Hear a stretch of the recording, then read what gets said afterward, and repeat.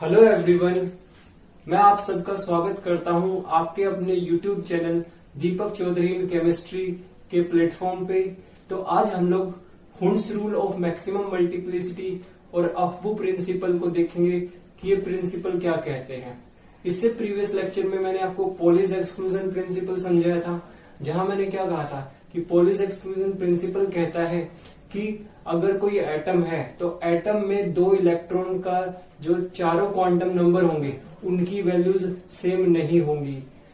इसी को ही मैंने फिर ब्रीफ में आपको एक्सप्लेन करके समझाया था कि दूसरी स्टेटमेंट पॉलीज एक्सक्लूजन प्रिंसिपल क्या कहती है कि एक ऑर्बिटल में मैक्सिमम दो ही इलेक्ट्रॉन आ सकते हैं और इन दोनों इलेक्ट्रॉन का स्पिन कैसा होगा, अपोजिट होगा। तो मतलब ओवरऑल अगर मैं समराइज करूं तो पॉलीज एक्सक्लूजन प्रिंसिपल में हमने ये देखा कि एक ऑर्बिटल में मैक्सिमम कितने इलेक्ट्रॉन आएंगे, दो ही आएंगे, और उन दोनों का स्पिन कैसा होगा, अपोजिट होगा। मतलब एक क्लॉकवाइज घूम रहा होगा तो दूसरा इलेक्ट्रॉन कैसे घूम रहा होगा, एंटी क्लॉकवाइज घूम रहा होगा। तो चलिए आज का वीडियो शुरू करते हैं अफबू प्रिंसिपल के साथ। कई लोग इसे अब्बू कहते हैं, अब्बू नहीं है जी, ये अफबू प्रिंसिपल है। अब ये क्या कहता है, देखिए अफबू प्रिंसिपल। तो आज का स्टार्ट करते हैं अफबू प्रिंसिपल। अफबूज प्रिंसिपल, सबसे पहले अफबू जो है वो कोई साइंटिस्ट नहीं है। पहले तो ये आपको समझना होगा कि अफबू इज नॉट अ साइंटिस्ट। ये एक जर्मन वर्ड है जिसका मतलब क्या है, कंस्ट्रक्शन है। तो ये क्या है, एक जर्मन वर्ड है। अफबू जो है एक जर्मन वर्ड है, कोई साइंटिस्ट नहीं है। तो अफबू क्या है, एक जर्मन वर्ड है जिसका मतलब क्या है, कंस्ट्रक्शन। अब किस चीज को कंस्ट्रक्शन करेंगे वो हम अभी देखेंगे। तो जो ये प्रिंसिपल है, ये प्रिंसिपल आपको क्या बताएगा, अगर आपने पॉलीज एक्सक्लूजन प्रिंसिपल समझा था तो उसने तो ये बताया कि एक ऑर्बिटल में मैक्सिमम दो इलेक्ट्रॉन आएंगे और इन दोनों इलेक्ट्रॉन का स्पिन क्या होगा, अपोजिट होगा। अफबू प्रिंसिपल ये कहता है कि जो इलेक्ट्रॉन होंगे, इलेक्ट्रॉन को ऑर्बिटल्स की एनर्जी के बढ़ते हुए क्रम में आपको फिल करना है। मतलब इलेक्ट्रॉन की फिल कैसे होगा, कैसे इलेक्ट्रॉन को आपको रखना है ऑर्बिटल के अंदर, ये उसके बारे में बताएगा। तो ये क्या कहता है अफबू प्रिंसिपल, क्या कहता है, ये कहता है कि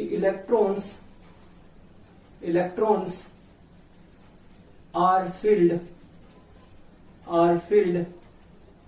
with electrons are filled. Obviously आप इलेक्ट्रॉन्स को किस में फिल करोगे, ऑर्बिटल में या सबसेल में। तो electrons are filled with the increasing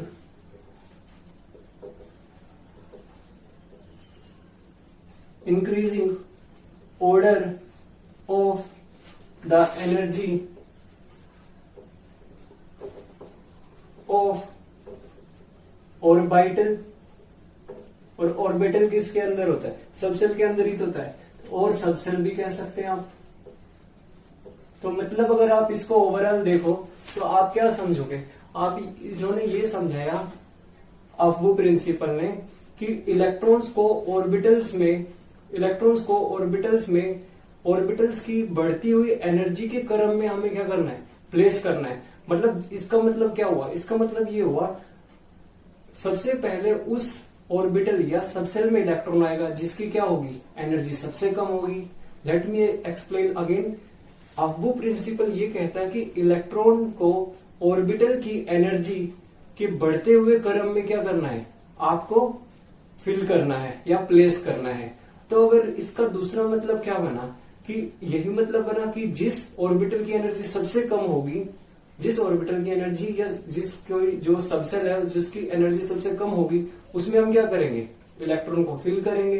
तो यहां से ये समझ आया कि ओवरऑल कि electrons are filled with the increasing order of energy of orbital और सबसेल। तो इससे मैं दूसरी स्टेटमेंट क्या निकाल सकता है, या मैं ये कह सकता हूं कि जिस ऑर्बिटल की एनर्जी या सबसेल की जो एनर्जी है सबसे कम होगी, सबसे पहले इलेक्ट्रॉन किस में फिल होगा, उसमें ही होगा। तो that is electron first occupy those orbital या सबसेल भी कह सकते हैं, दोज ऑर्बिटल और सबसेल which have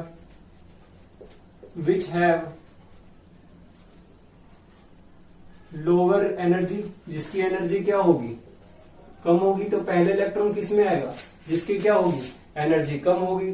तो अब वो प्रिंसिपल से हमें ये समझ आया कि इलेक्ट्रॉन्स को हमें ऑर्बिटल्स की एनर्जी के बढ़ते हुए क्रम में फिल करना है। ठीक है, तो इसका मतलब ये हुआ कि जो इलेक्ट्रॉन सबसे पहले किस में आएगा, जिस ऑर्बिटल या सबसेल की एनर्जी क्या होगी, कम होगी। अब ये कैसे पता चलेगा कि ऑर्बिटल या सबसेल की एनर्जी कैसे होगी, तो इसके लिए एक रूल आया, वो रूल देखेंगे। तो ये कहता है कि जो एनर्जी है, दूसरी बात क्या कही इन्होंने ये कहा कि जो एनर्जी होगी, एनर्जी ऑफ ऑर्बिटल, या हम सबसेल कह लें क्योंकि सबसेल के अंदर ही तो क्या होगा, ऑर्बिटल होगा। तो ऑर्बिटल या सबसेल वो किसके डायरेक्टली प्रोपोर्शनल होगा।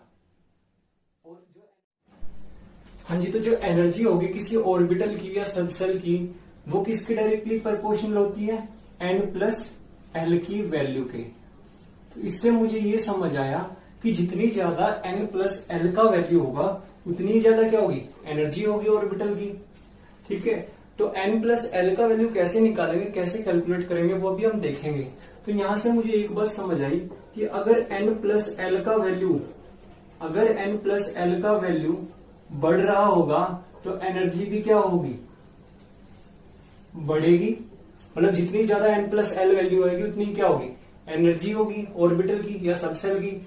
इस तरीके से हम कह सकते हैं कि मतलब मान लीजिए अगर आपने किसी सबसेल के लिए अगर आपने n+l वैल्यू निकाला, एक का वैल्यू आ गया 2 एक ऑर्बिटल के लिए या एक सबसेल के लिए, इसी तरीके से आपने n+l वैल्यू कैलकुलेट किया और एक ऑर्बिटल के लिए अगर 3, तो जिसकी n+l वैल्यू जिसके लिए 3 आई है, ऑब्वियसली उसकी एनर्जी क्या होगी, ज्यादा होगी। किसके कंपैरिजन में, जिसकी n+l वैल्यू 2 आई है। अभी वो हम देखेंगे भी।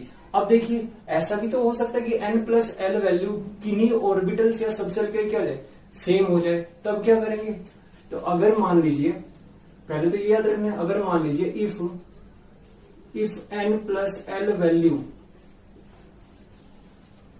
इज सेम, अगर n+l वैल्यू सेम हो गया, तो जो एनर्जी जो होगी ऑर्बिटल की या सबसेल की, वो किसके डायरेक्टली प्रोपोर्शनल होगी, n की वैल्यू पे। मतलब सिर्फ n की वैल्यू पे डिपेंड करेगी एनर्जी ऑफ ऑर्बिटल, अगर n+l वैल्यू सेम हो गया। यहां से फिर क्या समझोगे कि n जितना ज्यादा बढ़ेगा एनर्जी भी बढ़ जाएगी। पर ये सिर्फ कब अप्लाई करना है, जब n+l वैल्यू क्या होगी, सेम होगी। अभी इसी बात को हम समझते हैं। ठीक है, इससे पहले क्योंकि हमें n+l वैल्यू निकालना है, तो अगर आपने मेरा प्रीवियस लेक्चर देखा है तो उसमें मैंने आपको क्या समझाया था कि अगर आपको सबसेल पता है, सबसेल कौन बताता था, एजिमुथल क्वांटम नंबर, मतलब है आपको ये पता था कि अगर subshell S, P, D, F यही हो सकते हैं। अगर ये सब होते हैं तो अगर S है तो L का वैल्यू कितना रहता है, 1, P के लिए 1, S के लिए 0, D के लिए 2, F के लिए 3, L का वैल्यू ये रहता है। ये हमने लास्ट लेक्चर में हमने देखी थी, ये बात हमने करी थी। अब इसी को ही समझते हैं। मान लीजिए आपके पास सबसेल है और आपको पता है किसी सेल में नंबर ऑफ सबसेल किसके बराबर होते हैं, नंबर ऑफ सेल के। मतलब अगर आपके पास फर्स्ट सेल है तो कितनी सबसेल होंगी, आप कहोगे एक ही होगी। अगर सेकंड सेल है तो कितनी सबसेल होगी, 2 ही होंगी। अगर तीसरा सेल है तो 3 ही सबसेल होंगी। अगर चौथा सेल है तो 4 ही सबसेल होंगी। तो अगर फर्स्ट सबसेल है तो कितनी सेल होंगी, फर्स्ट सेल में कितनी सबसेल होंगी, आप कहोगे एक ही होगी, उसका नाम क्या होगा, 1s होगा। इसी तरीके से अगर सेकंड सेल है तो कितनी सबसेल होंगी, 2 ही होंगी। क्या क्या नाम होगा, एक का नाम हो जाएगा 2s, एक का नाम हो जाएगा 2p। इसी तरीके से अगर 3 है, 3 सेल हैं तो 3 ही सबसेल होंगी। ठीक है जी, इतनी बात आपको समझ आ रही है। हाँ जी, 3D। इसके बाद क्या होगा, फोर्थ सेल होगी तो कितनी सबसेल होंगी, 4 ही होंगी। क्या क्या नाम होगा, 4s, 4p, 4d and 4f। अगर 5 होगा तो 5 ही सबसेल होंगी। क्या क्या नाम होगा, 5s। तो ऐसे कंटिन्यू रहेगा, ऐसे चलता रहेगा। अब इनकी क्या करनी है, मुझे n+l वैल्यू निकालनी है, n+l वैल्यू। ठीक है, ये पता ही था हमको। अब देखिए, ये फर्स्ट सेल है, फर्स्ट सेल है, ये क्या बता रहा है आपको, प्रिंसिपल क्वांटम नंबर एस क्या बताता है आपको, azimuthal quantum number S subshell है। सबसेल किसको बताता है, एल की वैल्यू को बताता है, ये हमको पता है। अगर तो यहां से क्या बनेगा, एन की वैल्यू क्या बनेगी 1, और एस के लिए एन का वैल्यू कितना होता है 0। इसी तरीके से इसके लिए क्या बन जाएगी 2 + 0। इसी तरीके से इसके लिए क्या बन जाएगी 2 + पी के लिए कितना होता है एल का वैल्यू 1, 2 + 1। इसके लिए क्या बनेगी 3 + 0। इसके लिए क्या बनेगी 3 + 1। यहाँ पे क्या बनेगी 3 + 2। यहाँ पे क्या बनेगी 4 + 0। यहाँ पे क्या बनेगी 4 + 1। यहाँ पे 4 + 2। यहाँ पर 4 + 3। इसी तरीके से क्या बनेगी 5 + 0 और सो ऑन चलता रहेगा। अब इनका सबमिशन कर लेते हैं, तो क्या क्या वैल्यू आएगा, यहां से आएगा 1, यहां से आएगा 2, 3, ये सारी वैल्यूज बस ऐड करके लिख रहा हूं मैं आपको, तो आप जल्दी जल्दी लिख दीजिए 3, 4, 5, 4, 5, 6, 7 एंड 5। ये मैंने क्या कर लिया n + l इनको ऐड करके लिख दिया। अब देखिए,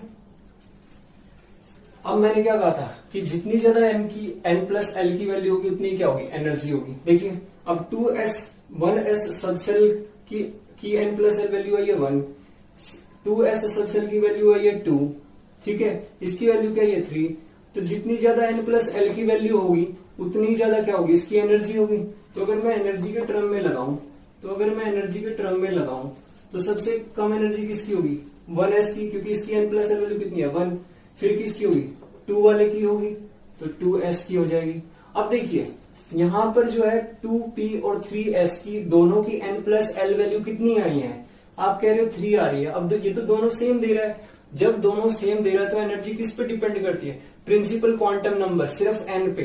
तो n जिसका ज्यादा होगा उसी की एनर्जी क्या होगी, ज्यादा होगी। ये बात मैंने आपको बताई, यही कहा था मैंने इस वाले फॉर्मूले में, अगर n + l वैल्यू सेम हो जाती है तो जो एनर्जी होगी ऑर्बिटल की या सब सेल की वो किस पे डिपेंड करती है, सिर्फ n की वैल्यू पे, मतलब प्रिंसिपल क्वांटम नंबर पे, मतलब सिर्फ सेल पे ही डिपेंड करता है। प्रिंसिपल क्वांटम नंबर आपको क्या बताता है, सेल को बताता है। तो जितना ज्यादा नंबर होगा सेल का उतनी ज्यादा क्या होगी, एनर्जी होगी। तो यहाँ पर देखिए दोनों का n + l वैल्यू सेम आया है, दोनों का n + l वैल्यू क्या है, सेम आया है। तो हम किस पे देखेंगे, प्रिंसिपल क्वांटम नंबर पे। इसका प्रिंसिपल क्वांटम नंबर 2 है, इसका प्रिंसिपल क्वांटम नंबर क्या है 3 है, मतलब इसका n का वैल्यू 2 है, इसका n का वैल्यू कितना है 3 है। तो जितनी ज्यादा n की वैल्यू होगी उतनी ज्यादा क्या होगी, एनर्जी। तो इसकी n की वैल्यू 2 है तो इसकी एनर्जी कम होगी, इसकी क्या है n की वैल्यू 3 है तो इसकी एनर्जी क्या होगी, ज्यादा होगी। तो 2p की क्या होगी, एनर्जी कम होगी, और 3s की क्या होगी, ज्यादा होगी। यही किया मैंने। अब यहां पर देखिए इसी तरीके से ये 4 दे रहा है, 4 तो ये भी दे रहा है। अब देखिए पहले, अब इन दोनों में से किसकी एनर्जी कम होगी, किसकी ज्यादा होगी, दोनों की वैल्यू सेम है। देखिए दोनों, इसमें भी दोनों की वैल्यू कितनी आई है 4 आई है, यहां पर भी क्या है, दोनों की वैल्यू क्या है 4 ही आई है। हाँ जी, तो यहाँ पे देखिए आप, यहाँ पर 4 वैल्यू थी, ये भी दिया है, ये भी दिया है। अब देखिए इसका प्रिंसिपल क्वांटम नंबर 4 है, इसका प्रिंसिपल क्वांटम नंबर क्या है 3 है, इसका 3 है, इसका, इनकी दोनों की n + l वैल्यू क्या है, सेम है। तो जिसका प्रिंसिपल क्वांटम नंबर ज्यादा होगा, ऑब्वियसली 4s का है, 3p से प्रिंसिपल क्वांटम नंबर क्या है, बड़ा है, तो 4s की एनर्जी क्या होगी 3p के कंपैरिजन में ज्यादा होगी, मतलब 3p की एनर्जी क्या होगी, कम होगी, और 4s की क्या होगी, उससे ज्यादा होगी। ठीक है, अब देखते हैं हम 3D की। 3D, अब देखिए यहाँ पर भी ये 5 वैल्यू दे रहे हैं, 3D की बात कर लेते हैं, 4p की बात कर लेते हैं। अब जो 4 की बात तो कंप्लीट हो गई, और कोई 4 आ नहीं रहा हमारा n + l वैल्यू। अब देखिए 5 यहाँ पे आ रहा है, 5 यहाँ पे आ रहा है, 5 यहाँ पे आ रहा है। तो देखिए इन तीनों का n + l वैल्यू क्या है, मतलब हम 3D की बात कर रहे हैं, हम 4p की बात कर रहे हैं, और 5s की बात कर रहे हैं, इन तीन ऑर्बिटल्स की बात कर रहे हैं। इन सब ने n + l वैल्यू कितना दिया है, 5 दिया है। जब n + l वैल्यू अगर सेम होता है तो एनर्जी ऑर्बिटल की या सबसेल की किस पे डिपेंड करती है, n की वैल्यू पे। तो जितना ज्यादा n होगा उतनी ज्यादा क्या होगी, एनर्जी होगी। तो सबसे ज्यादा n किसका है, 5s का है सबके कंपैरिजन में, और फिर किसका है 4p का है, फिर क्या है 3D का। तो इसका मतलब क्या है, 3D की एनर्जी कम होगी, क्योंकि इनका n + l वैल्यू क्या है, सेम है। तो हम किस पे जाएंगे, n की वैल्यू पे जाएंगे। तो n की वैल्यू सबसे कम किसके लिए, 3D के लिए है। तो 3D के लिए n का वैल्यू क्या है, सबसे कम, तो इसकी एनर्जी कम हो गई किसके कंपैरिजन में, 4p के, और उसके कंपैरिजन में 5s। और इस तरीके से हम चलते रहेंगे, जो बाकी हैं उनको भी हम प्लेस कर देंगे। तो ये तो हमारे पास एक तरीका हो गया कि n + l वैल्यू से हम क्या कर सकते हैं, एनर्जी ऑर्बिटल्स की बता सकते हैं। अब हमारे पास दूसरा एक इसके लिए शॉर्ट तरीका भी है कि इसके जो टर्म है कि किस तरीके से आप इंक्रीजिंग ऑर्डर में लगाएंगे, इसके लिए हमारे पास एक ट्रिक भी है, तो उसी को भी समझते हैं जी। तो देखते हैं उसके लिए क्या ट्रिक है। एनसीईआरटी में भी बहुत अच्छे से इसको एक्सप्लेन किया गया है। तो देखते हैं जी कैसे हम इंक्रीजिंग ऑर्डर ऑफ एनर्जी को लगाएंगे। तो हमने देख लिया कि एनर्जी जो है किस ऑर्बिटल की कम है, किसकी ज्यादा है। ठीक है, तो इसी को क्या करते हैं, हम एक्सप्लेन करते हैं और डिटेल में।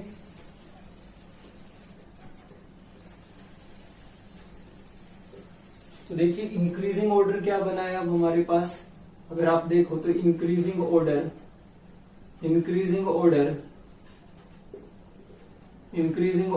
ऑफ एनर्जी ऑफ ऑर्बिटल्स या सबसेल कहिए, सबसेल क्या बना। अगर आपने थोड़ा देखा हो तो आपने कहा था 1s की एनर्जी सबसे कम, उससे ज्यादा 2s, then 2p, then 3s, then 3p, then 3d आया था, 4s आया था, 4s आया था जी, 4s, 3d। उसके बाद कौन आए थे, इसके बाद क्या आया था, इसके बाद आपने कहा था 4p, देन 5s, आपने यही कहा था, ये हमने और सो ऑन चलता रहा था ये। अब देखिए इसको याद करने का एक अच्छा सा तरीका एनसीईआरटी में भी दिया है। देखिए आपको क्या पता थी कि एक सेल में कितने सब सेल होते हैं, आप कहते हैं जितने सेल होंगे, तो अगर फर्स्ट सेल है तो एक ही सब सेल होगी, उसका नाम क्या होगा, 1s। अगर सेकेंड सेल है तो कितनी सब सेल होगी, 2 ही होंगी, क्या क्या नाम होगा, 2s और 2p। इसी तरीके से अगर मान लीजिए थर्ड सेल है तो कितनी सब सेल होगी, 3 ही होंगी, क्या क्या नाम होगा, 3s, 3p एंड 3d। इसी तरीके से अगर मान लीजिए फोर्थ सेल है तो 4 ही सब सेल होंगे, क्या क्या नाम होगा, 4s, 4p, 4d, 4f। और इसी तरीके से क्या होगा, अगर 5 है तो 5s, 5p, आप 5 सब सेल लिख देंगे। तो देखिए अगर आपके पास ये सब ऑर्बिटल्स हैं, अगर ये सारे ऑर्बिटल्स हैं और आपको इनकी इंक्रीजिंग ऑर्डर ऑफ एनर्जी में लगाना है तो आप कैसे समझ सकते हैं। देखिए सबसे पहले आपको पता होना चाहिए कि किसी सेल में कितने सब सेल होंगे। तो आपने कहा था number of subshell in a given shell is equal to number of shell. ठीक है, कि जितने सेल की संख्या होगी उतनी क्या होगी, सब सेल की भी संख्या होगी किसी सेल में। तो देखिए अगर हमें पता है कि सबसे पहले जो सबसे कम एनर्जी किसकी होगी, वो 1s की होगी, तो सबसे पहले मैं यहाँ से क्रॉस लगाऊंगा। तो देखिए सबसे पहले मैंने क्या कहा, 1s में आएगा तो मेरा 1s पे लगा लिया। फिर किस में आएगा, इलेक्ट्रॉन, ये कौन सा ऑर्बिटल की जो एनर्जी आएगी हमको पता है, 2s की आएगी। फिर मुझे पता है कि एनर्जी कौन से ऑर्बिटल की आएगी, 2p की आएगी, तो मैंने 2p में कर लिया। 2p के बाद किस में आएगी, 3s में आएगी। इसी तरीके से 3s के बाद क्या आ रहा है, 3p में आ रहा है। 3p में आ रहा है कि एनर्जी होगी 3p से ज्यादा एनर्जी किसकी होगी, 4s की होगी। इसी तरीके से 4s के बाद जो एनर्जी होगी वो किसकी होगी, 3d की होगी। 3d के बाद किसकी होगी, 4p की होगी। तो आप ऐसे भी समझ सकते हैं। तो ठीक है, तो ये आपको समझ आया कि पहले 1s की आएगी, फिर 2s की आएगी, फिर 2p की, फिर 3s की, फिर 3p की, फिर 4s की, फिर 3d की, फिर 4p की, और फिर कंटिन्यू होता रहेगा। तो इस तरीके से आप increasing order of energy of orbital या सबसेल भी बता सकते हैं। लेकिन अबू प्रिंसिपल का एक एक्सेप्शन भी है कि सिंगल इलेक्ट्रॉन एटम पे नहीं लगता। अगर कोई किसी में सिंगल इलेक्ट्रॉन स्पीसीज है कोई हमारे पास, तो वहां ये अप्लाई नहीं होगा। वहां जो एनर्जी होगी ऑर्बिटल की वो डायरेक्टली प्रोपोर्शनल होगी एन के। तो ये बात भी आप ध्यान रखें कि for a single aufbau principle का एक्सेप्शन भी है। ये तो हमने एनर्जी ऑर्डर देख लिया, ठीक है जी। तो इसका एक एक्सेप्शन भी है, वो भी आपको ध्यान में रखना है। एक्सेप्शन क्या है जी, एक्सेप्शन ये है, एक्सेप्शन समझ लेते कि अबू प्रिंसिपल का है अप्लाई नहीं होता, तो इसका एक्सेप्शन है आपका, एक्सेप्शन जहां आप नहीं अप्लाई कर सकते, एक्सेप्शन जो है अबू प्रिंसिपल का वो है सिंगल इलेक्ट्रॉन एटम। अगर कोई सिंगल इलेक्ट्रॉन एटम है,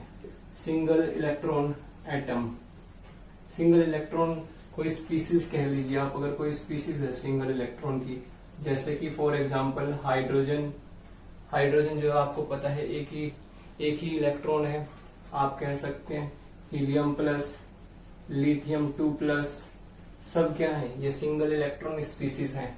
तो इनके लिए जो है अबू प्रिंसिपल अप्लाई नहीं होता। मतलब जो एनर्जी थी, जो इसको एनर्जी जो ऑर्बिटल सब सेल की थी जो हम कह रहे थे डायरेक्टली प्रोपोर्शनल है किसके, n+l वैल्यू के, वो नहीं अप्लाई होगी। तो यहाँ जो एनर्जी होगी ऑर्बिटल्स की, यहाँ जो एनर्जी होती है ऑर्बिटल्स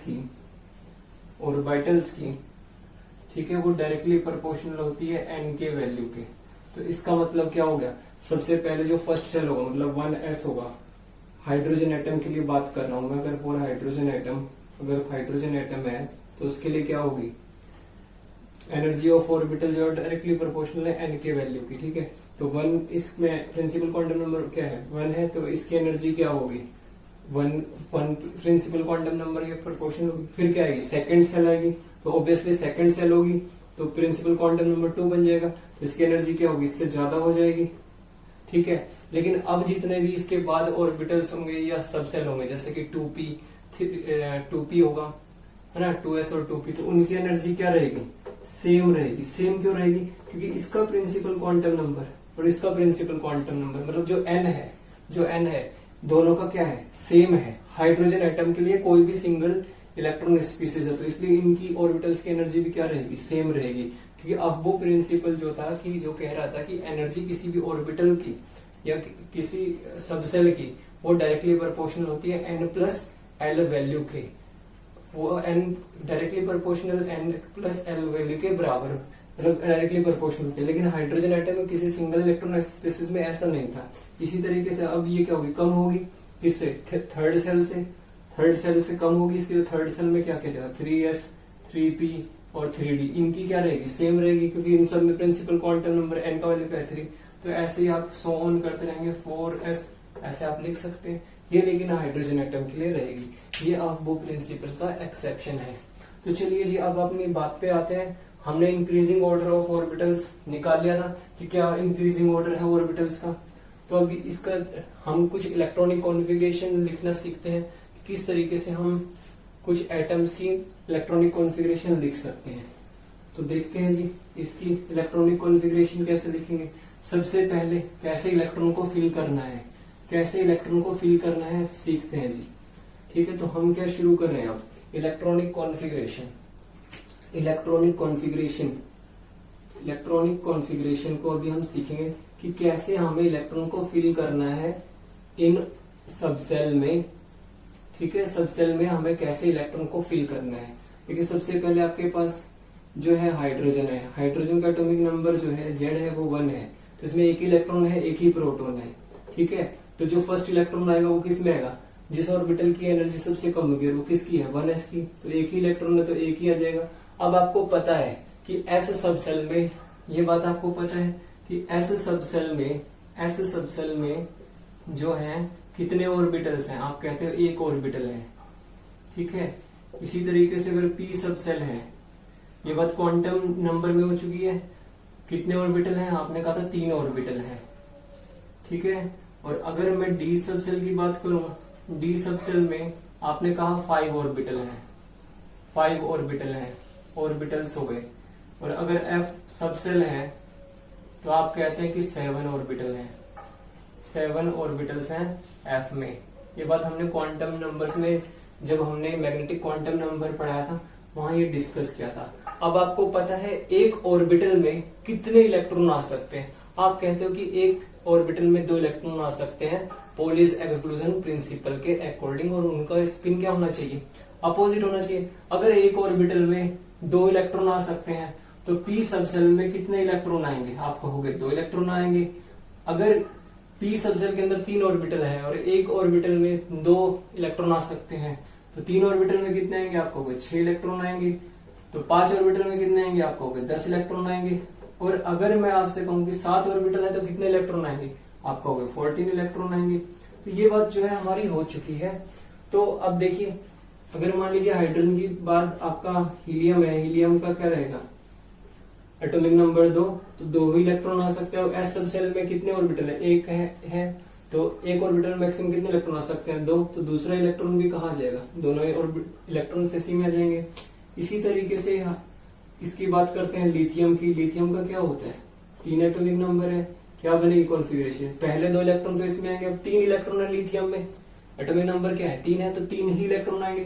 तो पहले 2 इलेक्ट्रॉन तो इसमें आएंगे, क्या तीसरा इलेक्ट्रॉन इसमें आ सकता है? नहीं, क्योंकि किसी भी ऑर्बिटल में 3 इलेक्ट्रॉन नहीं आ सकते। तो तीसरा इलेक्ट्रॉन होगा वो कहाँ आ जाएगा? वो 2s में आएगा।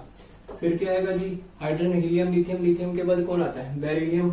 बेरिलियम का अगर आप एटॉमिक नंबर देखें तो आप क्या हो गए 4 आता है। तो क्या कॉन्फ़िगरेशन बन जाएगी? 1s2 2s2। दूसरा इलेक्ट्रॉन भी इसी में ही आएगा 2s और सबसेल में। क्यों आएगा? क्योंकि s सबसेल में एक ही ऑर्बिटल है और एक ऑर्बिटल में कितने इलेक्ट्रॉन आ सकते हैं? 2 आ सकते हैं। ठीक है, नेक्स्ट बोरॉन की बात करते हैं। बोरॉन का एटॉमिक नंबर 5 है, इलेक्ट्रॉन भी 5 है, प्रोटॉन भी 5 है। तो कॉन्फ़िगरेशन क्या बनेगी? 1s2, पहले 2 इलेक्ट्रॉन 1s में जाएंगे, फिर नेक्स्ट 2 इलेक्ट्रॉन 2s सबसेल में जाएंगे। अब जो एक इलेक्ट्रॉन रहेगा वो किस में जाएगा? p में जाएगा, इसी में ही जाएगा। अब ये उन 3 ऑर्बिटल में से किसी में भी जा सकता है, किसी में भी जा सकता है। मतलब क्या है, अगर आपके पास ऐसा है, ये 1s है, ये आपके पास 2s है, ये आपके पास 2p है। ठीक है जी, 2p में तो 3 ऑर्बिटल है, तो इसमें 2 इलेक्ट्रॉन जाएंगे, इसमें भी 2 इलेक्ट्रॉन जाएंगे। अब जो 5th इलेक्ट्रॉन होगा वो आप इसमें भी डाल सकते हो, आप इसमें भी रख सकते हो, आप इसमें भी रख सकते हो, आप किसी भी ऑर्बिटल में प्लेस कर सकते हो। ठीक है, ऐसे ही करते करते अब हमें क्या करना है? कार्बन के देखना है कि कार्बन का कैसे बनेगा। कार्बन को सीखते हैं कि उसकी इलेक्ट्रॉनिक कॉन्फ़िगरेशन कैसे बनेगी। ठीक है, अब हम किसकी बात करते हैं? कार्बन का सबको पता है एटॉमिक नंबर 6 है। अगर 6 एटॉमिक नंबर तो 6 ही इलेक्ट्रॉन होंगे, तो क्या बनेगा? 1s2 2s2 2p2। ठीक है, तो आप यहां से क्या बनाओगे? ये आपका हो गया 1s, ये आपका 2s और ये आपका क्या बन गया? 2p बन गया। तो यहाँ पर क्या होगा? 2 इलेक्ट्रॉन इसमें रहेंगे, 2 इलेक्ट्रॉन इसमें, ये आपका 1s है, ये आपका 2s है, ये आपका 2p है। फर्स्ट इलेक्ट्रॉन यहाँ आएगा, सेकंड इलेक्ट्रॉन कहाँ जाएगा? सेकंड इलेक्ट्रॉन अब आप क्या इसी में ही फिल करोगे? क्या आप जो दूसरा इलेक्ट्रॉन इसमें रख सकते हो? ठीक है, या इसमें रखोगे? अब आपके पास 3 चॉइस है कि ऐसा ऑर्बिटल जिसमें 1 इलेक्ट्रॉन आ चुका उसमें रखोगे, या जो 2 खाली ऑर्बिटल्स हैं उसमें प्लेस करोगे। तो यहाँ पे हमको समझना पड़ेगा Hund's rule of maximum multiplicity. हाँ जी, तो जी ये हुंड्स रूल है। हुंड्स रूल के लिए मैं एक नई वीडियो लेके आऊंगा, एक सेपरेट ही वीडियो बना दूंगा कि हुंड्स रूल क्यों है, क्योंकि वीडियो जो है वो काफी लेंथी हो जाता है। तो इसलिए मैं क्या करूंगा, एक नया वीडियो बनाऊंगा हुंड्स रूल के ऊपर, जिसमें हुंड्स रूल को पूरा एक्सप्लेन करेंगे, जैसे मैंने अफबू प्रिंसिपल को आपके सामने प्रेजेंट किया। तो अगर आपको मेरा ये टॉपिक या लेक्चर अच्छा लगा है अफबू प्रिंसिपल के ऊपर, तो आप please like, share and subscribe करते रहिए मेरे चैनल को। तो मिलते हैं नेक्स्ट वीडियो में हुंड्स रूल के साथ। Thank you so much.